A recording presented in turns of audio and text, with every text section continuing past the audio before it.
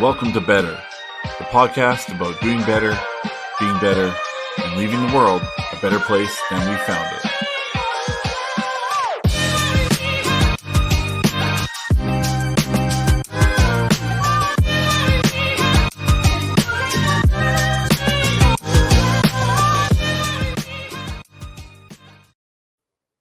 Hi, how's it going? You doing good? I hope so. I hope you're having a good day. And if you're not, just take a minute, press pause, and just close your eyes.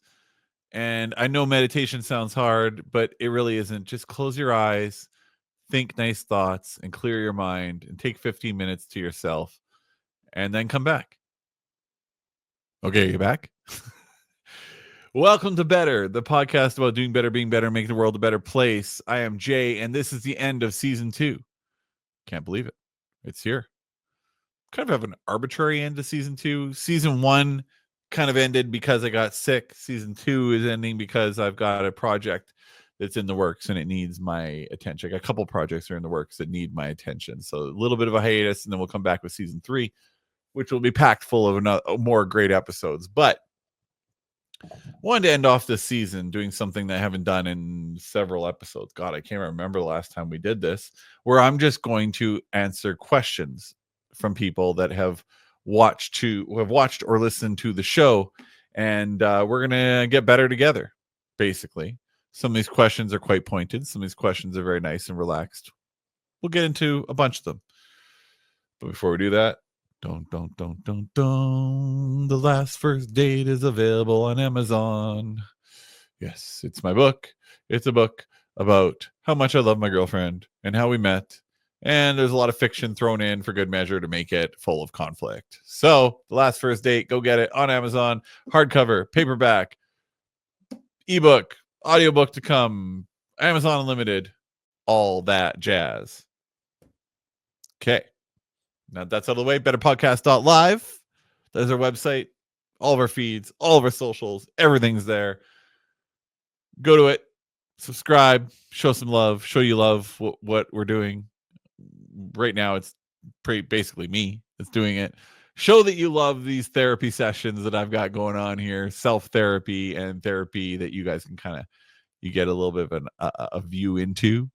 And if you do subscribe, just leave a couple comments on some videos or leave a review on Spotify or Apple. I would really appreciate it. Great karma points, as I always say in the outro. Okay, so let's dive in. I don't know how long this is going to go. I've got way more questions than I could possibly answer, but let's answer some. So we did the episode called Death by Stress and Kurt Angle Does Better, and there is a question from that. Hey, Jay, just wondering, I got through Death by Stress. I'm a few months behind here. How do you feel now? Actually, pretty good. So give you guys a little input. So I got sick beginning of January 2024, January 1st, 2024, January 4th, 2024. I'm in the hospital. Almost kick it. I mean, I'm talking, I was standing in the doorway to the other side. And I just said, nope, not going that way. And I came back. And I had to deal with several conditions. This was something that came about as a result of stress and an infection and all these sorts of things. And it left me with a lot of healing to do. And they said it would take at least a year to heal, which would have put me into January this year, 2025.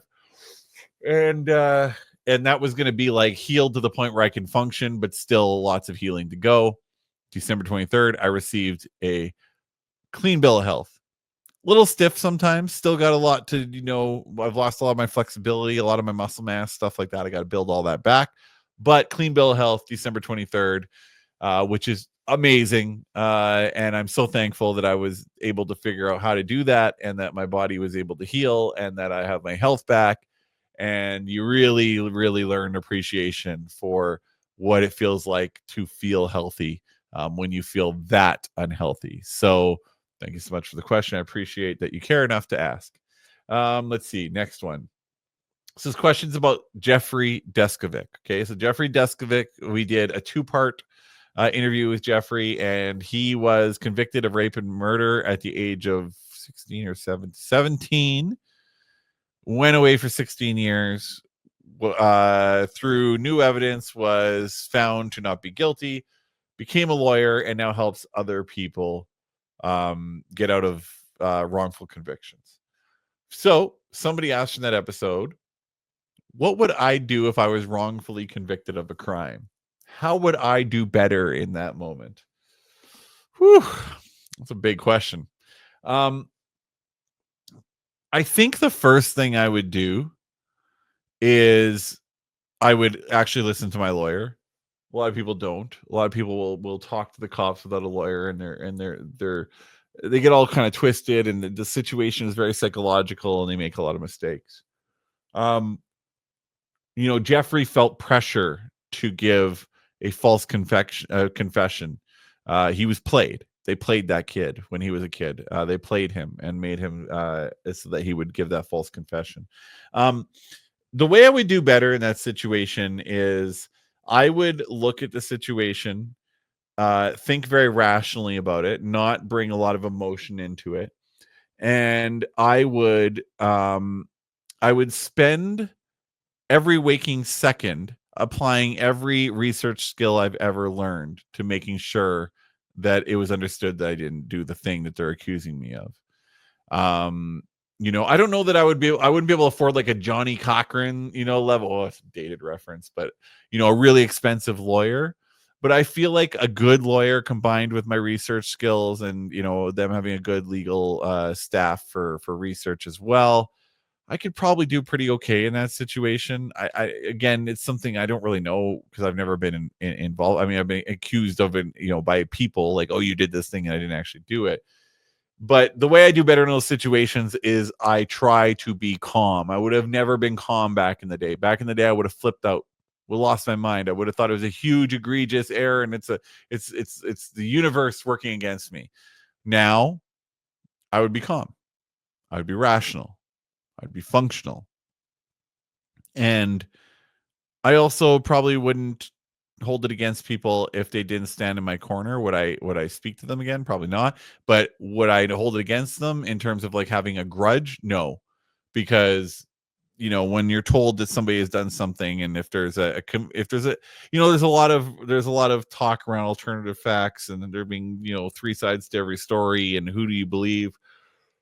I guess some people are not going to believe me, and that's okay too. I think I would have a lot more zen towards the situation than I would have, because I believe that only through calm can something like that ever be fixed. So thank you for the question. Next up, a question from Being a Better Boyfriend, and Ben Higgins does better.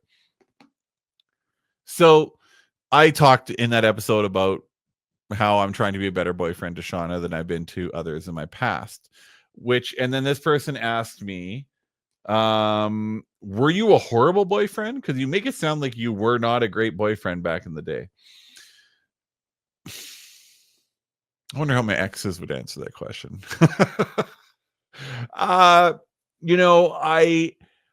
have a lot of relationships that I'm on amicable terms with exes. When I went through my scandal back in the day, where I was accused of being a misogynist, a lot of exes did step up for me, and that was great. I do have a couple that, through a whole twisted set of a whole bunch of plot twists, things went sideways. We both were not perfect people.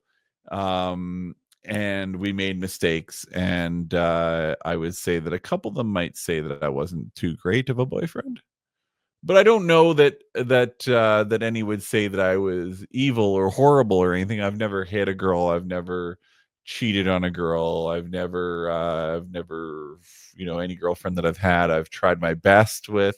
Sometimes my best was dog shit, but I did try my best. And I feel like I feel like I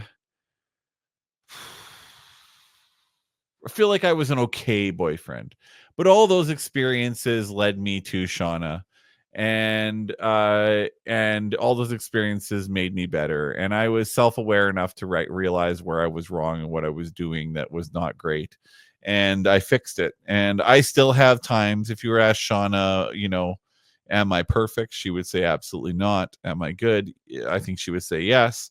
I know I kept talking about this podcast we were going to do together, but she's really not from this world where she likes to be on camera or likes to be on mic or anything. So we never got around to doing that. Maybe one day, maybe if she gets comfortable enough. But I don't think the goal is perfection. I think the goal is respect, and where there isn't respect given, I mean, let's say an argument gets out of control or something, we get off topic and we start saying stupid shit. And I would be more guilty of that than her. That we recognize that and say sorry and take action to make the other person understand. So I try to make Shanna understand that, sometimes, I can be dumb. Maybe not dumb, but I can be a bit of a hothead. Sometimes I don't think before I say something when somebody has emotionally triggered me. I think we're all, for the most part, like that. I'm definitely way better than I used to be, but I'm not perfect, and sometimes I will make that mistake still. So I 100% believe that I'm better in that regard, but I don't think I was ever a terrible boyfriend. I think I was just sometimes not a great boyfriend. But again, it's definitely a question more from my exes. All right. Questions from Dr. Nick Sotellow's episodes. He is the anger expert. And he talked about, and a lot of people were blown away by the fact that there were these women transitioning to being men, and then they were getting their testosterone therapy, and they were not ready for the surge of anger and the surge of energy and this unbridled energy that they could not contain, and how the testosterone actually made them realize that it is way harder to regulate your emotions when you're at your height with testosterone than they would have expected. So the question is, was Dr. Nick Sotello leaving an excuse on the table for men to act poorly due to testosterone? Because, to be honest, it is an excuse some men use, like, oh, I've got testosterone, so that's why I do the stupid shit that I do, right? But no, Dr. Nick was not trying to make an excuse. If you listen to the interview, he was saying that testosterone is a factor that men have to learn how to deal with, and that's growth. That's being a grown-up, is understanding how to, when testosterone is pumping through your body, when you're at your height, can you regulate your emotions? Can you be a good person in that situation? That's all he was saying. He wasn't making an excuse for men to be jackasses or anything. If anything, I would say that Dr. Nick is just really good at understanding both sides, for men and women, about what makes them angry and how they deal with their anger. And I really do believe that that every man should see somebody like Dr. Nick, because navigating, especially when you're a boy, navigating that testosterone that is starting to flow, oh my god, that's hard. It's very, very hard. And I think that if you have a boy in your household, a teenage boy, sit them down and make them listen or watch this two-parter with Dr. Nick Sotello. It will really open their eyes, and hopefully they will take away from it that they need to have a little bit of growth in this area, and they need to treat people well, and they need to treat themselves well, and they need to recognize the signs of when their testosterone is taking over and they're raging out. So hopefully that answers your question. I'm not sure. I hope it does. Let's see here. What's another question? We have a question. Oh, so somebody said, okay, you've been dealing a lot. And I wouldn't say a lot would be a good word, but they say a lot. You've been dealing a lot with politics on the show, and you like to say that you're not going to dive into politics very often. Where do you stand politically?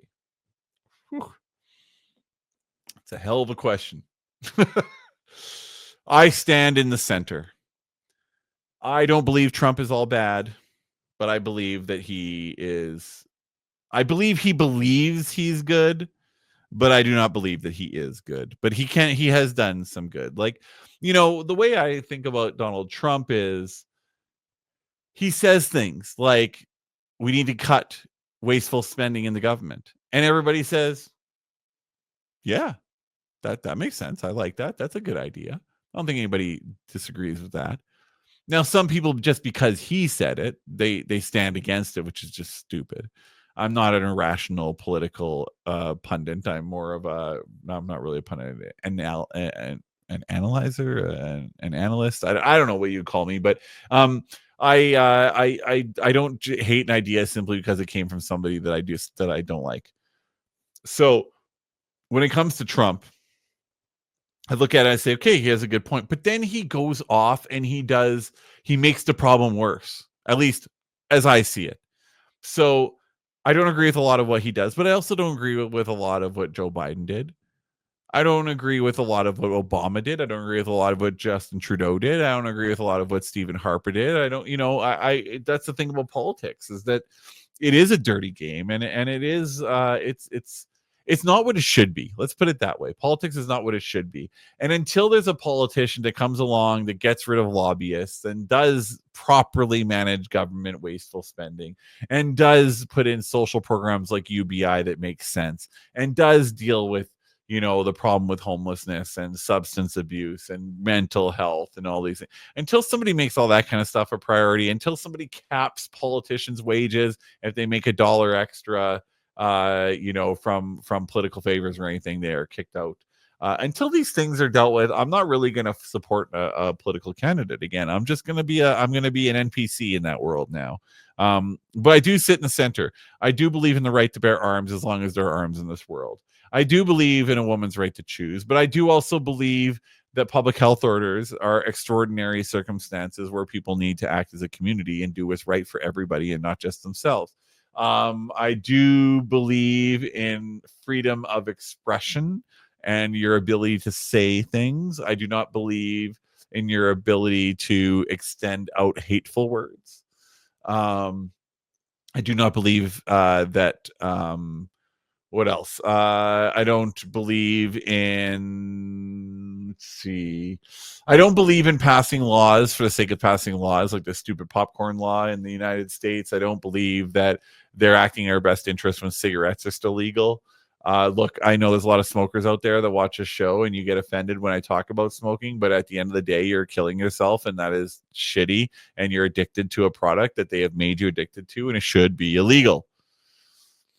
Not only does it have repercussions for people that smoke or the healthcare system, it has repercussions for all sorts of things. I mean, it's a massive issue. I believe that all drugs should be decriminalized. I do, but I also believe that if you commit crimes because of drugs, you shouldn't be able to just blame drugs. You committed the crime. You did the drugs. I'm a little bit of a hardliner in that regard. I don't believe that prisons should just be places where we throw people away and throw away the key and we just discard of them. I believe that prisons should be all about rehabilitation. I do believe that you should not be able to enter a country illegally, but I do believe when you're dealing with the immigration crisis in air quotes, let's say in the U.S., anybody who is currently in the country, I mean, the border should be locked down right now, just locked down in all ways, shape, on all coasts and north and south. And you should just look at this situation. ICE should be going and saying, you're here illegally. Do an interview, see if there's a reason to deport them. If there isn't, provide them a TPS and get them on the path to citizenship, because they do help move the economy along and better the country. But if there isn't a reason to keep them, like if they're here and they're riding on social services, they're not contributing, they're not providing any value, they're just free riding on the system that America has, kick them out. I do believe that anybody who commits a crime that is not a citizen needs to get kicked out. I do believe that there are certain circumstances where you leave someone in the country, but illegal immigration is illegal immigration. It's illegal. It's against the law. So it should be followed. But I do not believe that it should be without prejudice. I do not believe that the humanity should be taken out of it. So that's where I sit politically. As you can see, it's a mixed bag. I do believe in smaller government. So anyways, whether the left or the right support each of these things, I think, really depends on the way the winds are blowing. But I will say that politically, I am very disappointed in both sides. Okay. Right. Jumping into another wonderful topic about religion. Does religion make somebody better?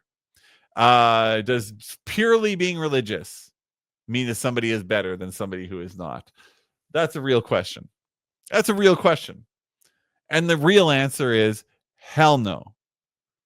Religion, if you want to be religious, if religion gives you comfort and community and all those sorts of things, fantastic. I'm so happy for you. Go with God. But it is not a determinant of moral code. It is not a determinant of being better. It's not a determinant of being a good person, doing good things, or making the world a better place. I had a friend who his parents were very God fearing, and they beat their children. I met my first promiscuous girl in youth group at church.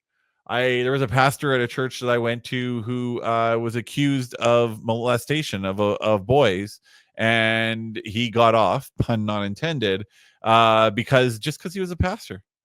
I've seen closet alcoholics that are religious. We've seen wars fought over religion. Religion is not a barometer for morality or for being a good person or for making the world a better place. It just isn't. You can be a good person and be an atheist. You can be a good person and be religious. You can be a good person and literally subscribe to anything for the most part. You cannot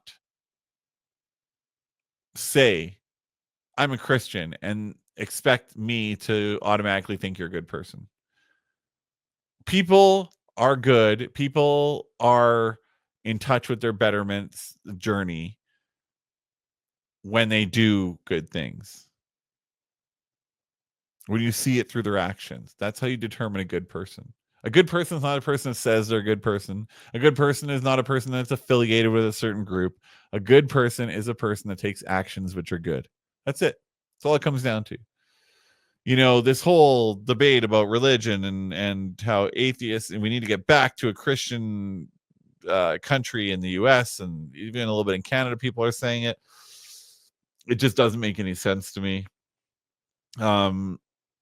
I believe firmly that religion, what it does is it provides support and community for people in the vast majority of cases that need it. It provides strength. It provides power. It provides like self-empowerment. It provides good messaging for the most part, but it does not provide you does not make you a card-carrying member of the good person club. Let's say that. Okay. Let's see here. What are we at? We're at 23 minutes. Okay, we'll do a few more questions. Okay. Let's see here. Let's talk about show up for your people. This is an episode where I talked about how this guy went online and talked about his wife's birthday and how all these people let her down on her birthday, and just by not being basic people, having basic humanity, these people where this wife was very disappointed on her birthday, and things like, oh yeah, I'll come, and they're not coming, or people sending out an invite and people just not responding, things like that, and people that just acting shitty. So this person says, I was really touched by your episode about show up for your people. I think common courtesy is definitely something that is missing in this day and age. How do you feel about the way people are acting these days, Jay? Whew. That's a loaded question. How do I feel about the way people are acting these days? You can't generalize. There are a lot of good people out there. But I do feel like our society as a whole is starting to get very confused about what we're supposed to be doing here. I want to be careful about this one because you get into generalizations and all of a sudden, and I had a whole episode about stereotypes, and you get off course. So let me say this. There are a lot of people out there who have lost their moral compass along the way. There's a lot of selfishness out there. There's a lot of disregard for proper communication. There's a lot of just forgetting the founding principles of humanity. And I don't know that I've treated anybody poorly in the last little while. Trying to think. I don't think I have. But what I can say is this: I have been treated poorly quite a few times in the last little while. I've talked about on the podcast my book release, people leaving me on red and not simply saying, "Hey, man, like I'm not in town" or whatever. I think the internet's really messed us up. That's what I'm going to say. That's how I'm going to answer this question. I believe that people are starting to let their behavior online, which was already shitty enough, bleed into their everyday lives.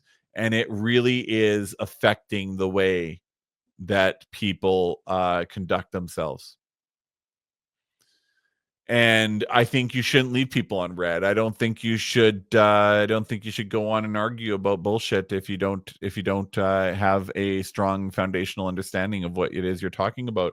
I don't think that we should be leading with politics in every damn conversation. I just think that it's gotten to the point now where our differences and our adversarial nature is leading the way. And that's not a good world. That's not the way it's supposed to be.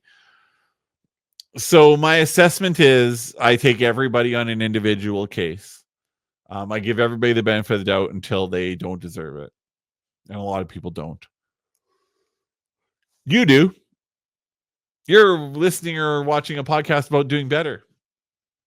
And, one way you can do better is you can give people a little bit of grace, but then understand that there is a point where you just got to cut them ties, and hopefully that's not the majority of people. But it's getting pretty scary out there. And I'm just going to continue to, and I hope you will continue to try to treat everybody with basic dignity and basic humanity. Okay. Hopefully that answered that. Okay, let's see. Question here. Okay, so there's a question about I guess they read my bio online or something. I think have I talked about being engaged in this podcast? I was engaged at one point and it didn't work out. And somebody asked me, have I ever had a really ugly breakup? The answer is yes, but I'm not going to get into it. You know what I'm actually going to do? This is where I'm going to cut to our better moment, because he does talk about breaking up and how to deal with that, how to be better in those situations. It's Brian Austin Green. Pretty cool. Brian Austin Green from 90210, formerly married to Megan Fox, formerly in a relationship with Vanessa Marcel, now currently married. I don't know who his wife is, but he was a DJ on the show. I was a DJ when I was a kid. He might have affected me in that regard. I'm not sure, but cool guy. And he has our better moment, and that'll tie into the answer to this question. So, without further ado, Brian Austin Green. Jay, how's it going? Brian here. I'd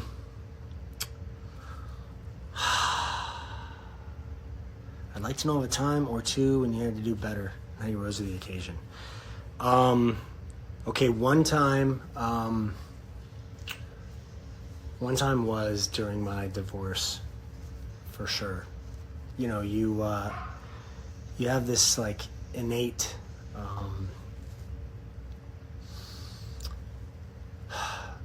mechanism in your head. You want to defend yourself. You want to stand up to people saying negative things. I had to make the choice in that situation to really put the situation and my kids and life first, and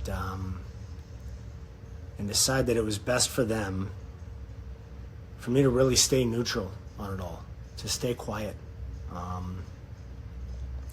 wanted to make sure that it affected them in the best way possible.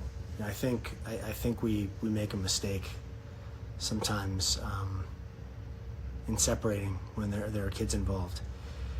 that we think, oh, we're going to do things so it doesn't affect the kids. I don't think that's possible. I don't know how people could possibly separate or get divorced that have kids and think that it's not going to affect them, because it absolutely is.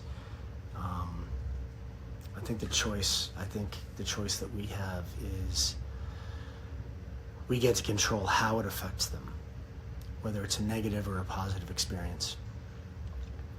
So that was one time.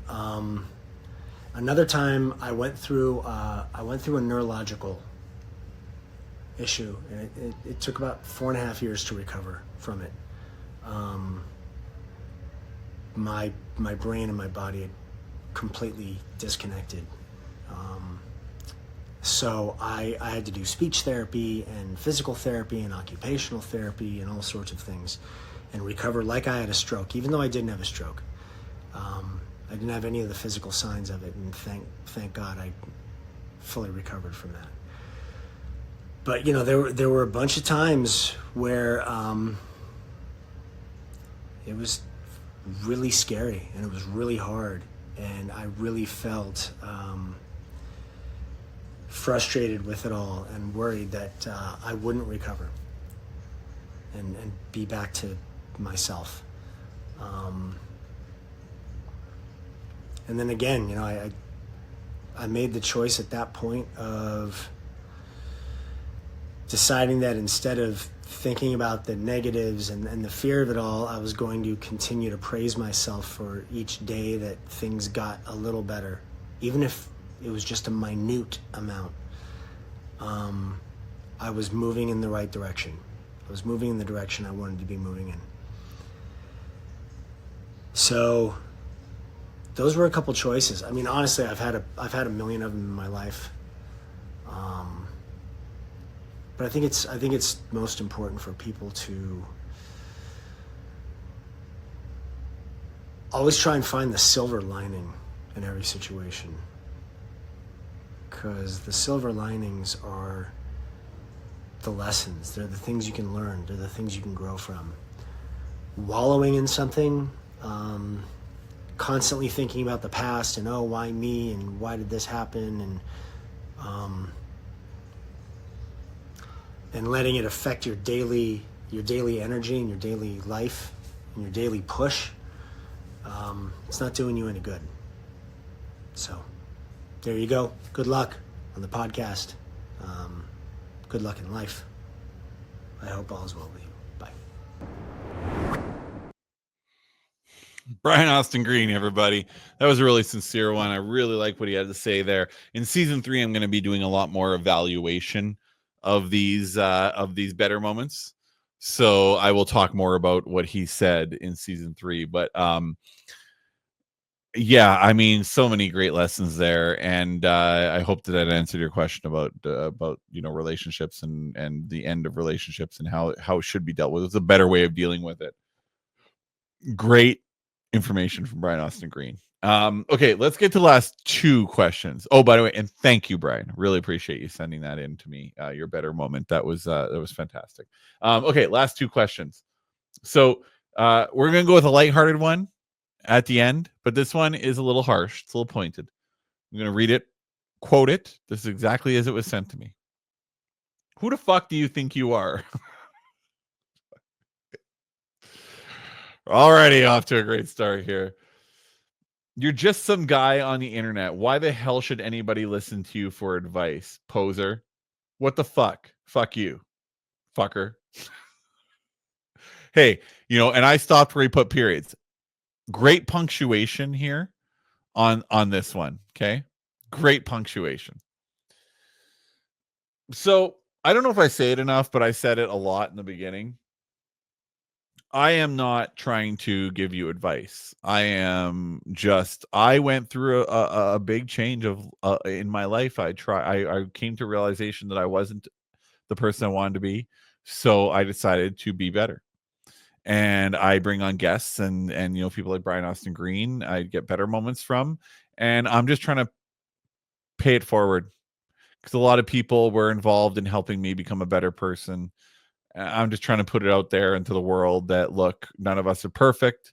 including me, for sure not me. We make mistakes. We will continue to make mistakes, but as long as we're moving in the direction of better, we're always going to be going in the direction of being a better person and being good and being a person that deserves the good things that can come in this life. So the tone and everything aside, you don't have to listen to me. I'm just giving you personal experience in my betterment journey, and maybe it'll resonate, maybe it won't, maybe it helps, maybe it doesn't. I don't know. But look at let's I'm gonna pull up. Okay, so let's look at our at the episodes that are posted as of this time. We have Pratik Pratt. He was a new citizen to Canada, and he's watching immigration fall apart and the problems with immigration, and he's trying to offer solutions.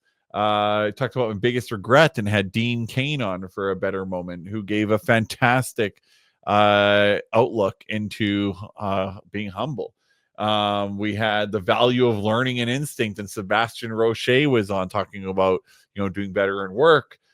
We've had Mariah Petrie on. That's what it is. In a previous episode, I was like, I think I'm saying this wrong. Mariah Petrie was on for a two-parter, and she talked about being addicted and going into prostitution and getting your life back on track and how she did it. And hopefully that can help some people in that situation. And likewise, I had Alicia on. She talked about very similar things. Talked about the time I found a girl in the dumpster, and had Eva LaRue on. And that message's takeaway, that episode's takeaway is you can't help people the way you want to help them. You have to help them the way they need to be helped. We had Michelle Steiner on for a two-parter who, she had disabilities and was told basically, tuck your tail in between your legs and you're never going to mount to anything. And boom, she did. She crushed through those barriers that people created for her. Eric Roberts talked about, his career and how he did better in it. We talked about gratitude and fixing the internet with Chris Singh. This is all in this season, by the way. We talk about mastering your art and the love of art with Nelson Mayer in a two-parter. We talked about how to make elections better. We had a two-parter with Mims, the rapper, who really talked about what it's like to be on top, and then have all those things that come with it and all those problems, and how it is that you can stay true to your humble roots. We had a better path to political knowledge, trying to really assess how it is to access good information. David Packman was on the show, one of the top media and political literacy experts in the world, who gave some insights. We talked about how to end arguments online, the different types of personalities, the different types of people, and how you could just stop that, because that is a very unhealthy thing to do. We had a conversation about cancer with two cancer survivors, and they talked about all the things they went through. We talked about how you can find happiness, and Amy Garcia gave us a daily lesson into how you could be happy. Family Matters. We talked with Kyle Jetzel about what it's like he's lost his wife and he has these kids with special needs, and how he has gone to make his family stronger, even in the site, even in insurmountable mounts with really bad problems. I'm going to be terrible with English right there, because for some reason the word isn't coming to me.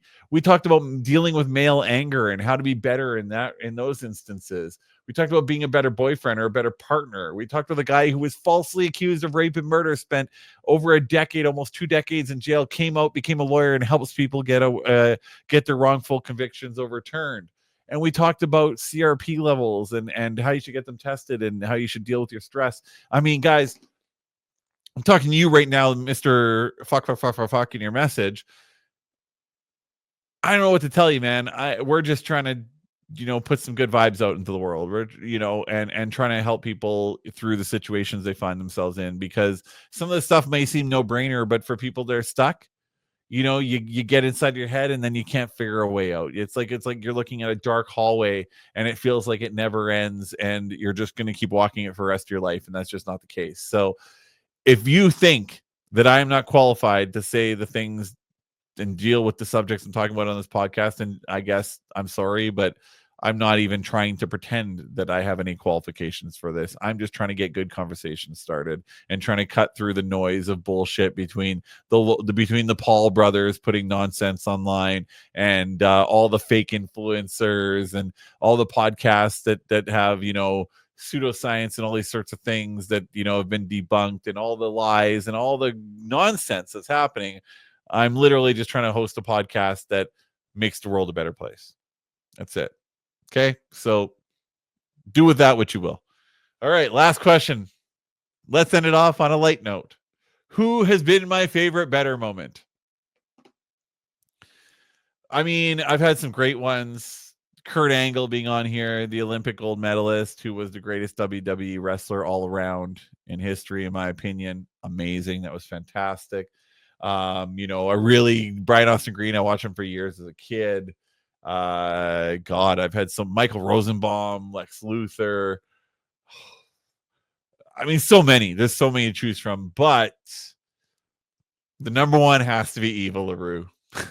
I mean, to go from being a preteen, teen kid with a poster of her on your wall to, in fact, she was the driving force that allowed me to be able to share the interest of soap operas with my mother and have something that we are connected with for all of our life. To having her do a better moment for this podcast and being so sweet about it. I mean, I said it before and I'll say it again. My teenage self was high-fiving myself the day I got that better moment. That was very cool. That was my favorite better. And also she was very sincere, very open, very her better moment tied in with a very serious episode very well. And of course, how can I not gush over the beauty that is Eva LaRue? Yeah, that has to be my favorite better moment for sure, for so many reasons, but mostly because it feels like a full circle thing in my life. So Eva LaRue, favorite better moment so far. And that's it. That's season 2, guys. That's season 2 of the Better Podcast. Season 3 will be, I'm trying to do things a little bit different each season as we go along. Try to get a little more personal with season 2. Season 3 is going to be a lot about better moments. Some new better moments, some recapping on some old better moments, probably shorter episodes, I think, because I think that's what's going to need to, that'll be the status of my life at that point, because I'm going to be pretty busy. But I love doing this. It's my personal therapy. I hope it's a good therapeutic thing for you as well. And we're still going to be pumping out a ton of content. There's still lots of stuff. And you know what? Actually, I'm just going to play it because it's the end of the season. Vanessa Marcil has been going through a lot in her life. And she gave me a better moment. And you can tell that she was just trying to be polite by giving it to me. It's not something, clearly I think she was dealing with a lot and she was just trying to get through it. So I'm just going to play this better moment for you right now, just so that you guys see it. Here we go, Vanessa Marcil. Hi, Jay. I just wanted to give you a little excitement about your project. I love the concept. I've actually been at the hospital since 6 a.m. this morning, and I have been waiting for MC to get out of surgery. He's been in almost 4 hours. So I feel like every day of my life is a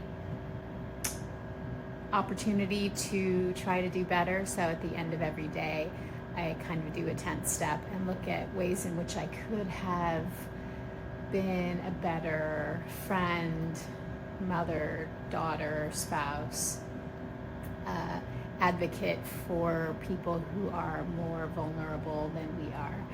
And so, yeah. So Vanessa clearly going through a lot and gave me a short, very respectful, very polite, better moment. I think I'm going to hit her up for another one in season 3 when there's a little less going on in her life. I think we can all forgive people when they're going through stuff for, trying to get through something quickly and just be polite about it. So Vanessa Marcil, I hope everything in your life is going well. And I hope that, you're waiting for MC in the hospital, and I hope everything went well there. And I just realized Vanessa and Brian dated, so that's kind of weird that I had them both on the same podcast. But whatever, it's fine. Like Brian said, he's trying to be as mature as possible in life and trying to deal with things properly. And I'm sure Vanessa has the same mission, and I'm sure they wish each other well. But just kind of a funny connection. Okay. So that is it for season 2 of the Better Podcast, betterpodcast.live. That is our website. We will come back from a hiatus with season 3. We will be here with season 3, and I'm so excited to get into it, but I must focus on other projects for the moment. And lots of great content online, tons of great episodes, tons of great better moments, lots of shorts out there. Please, if you can, drop us a sub, throw some comments down, share some episodes. Thank you so much to everybody who has shown some love through this whole process. And I will see you guys again very soon. Please don't forget the mission: do better, be better, and make the world a better. Thanks for checking out Better. If you got to the end, it must mean you liked the episode, right? So how about 5 stars, maybe a sub, maybe a share, great universal comment points, and good luck on your better journey.